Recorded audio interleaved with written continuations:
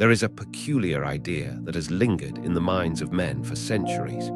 The idea that art and life are separate, that the brushstroke exists apart from the hand that guides it, that music is something composed rather than something lived. We have drawn lines between the artist and the world, between creation and experience, believing that art is something we make rather than something we are.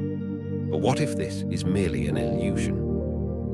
What if the separation between art and life is no more real than the space between notes in a melody, a pause mistaken for a void when in reality it is part of the rhythm? Life does not imitate art, nor does art imitate life.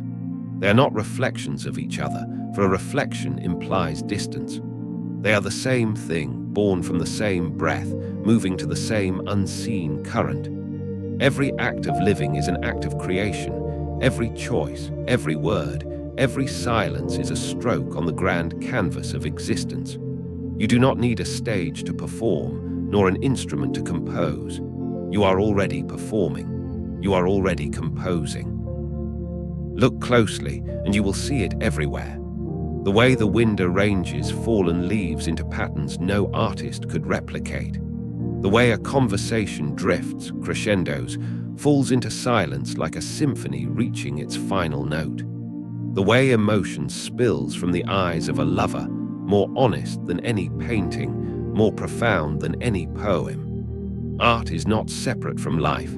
It is life expressing itself. But we have trained ourselves to believe otherwise. We have placed art in galleries, in books, in concert halls, as if to contain it, as if to separate it from the mundane. We have made it something to be observed rather than something to be lived. We treat artists as something other, as if they are conduits rather than participants, as if creation is a gift bestowed upon a few rather than the natural rhythm of existence.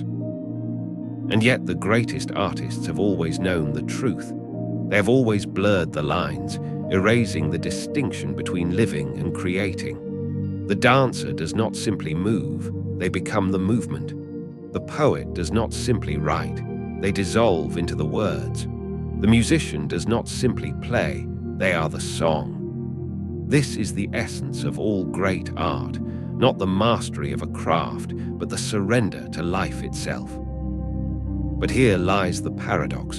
The more we try to define art, the more we separate it from life. The more we seek to explain beauty, the more elusive it becomes. Art, like life, cannot be captured. It can only be experienced. A sunset does not need to be understood to be breathtaking.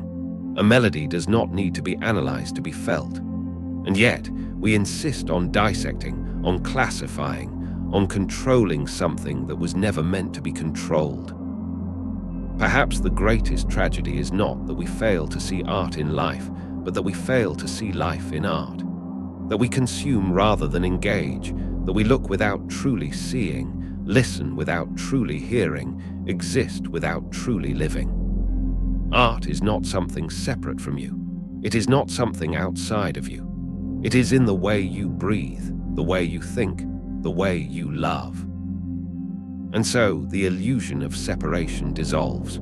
There is no divide between artist and observer, between creator and creation. You are the painter and the painting, the musician and the melody, the poet and the poem. Life and art are not two things, but different notes in the same song, eternally playing, waiting only for you to listen.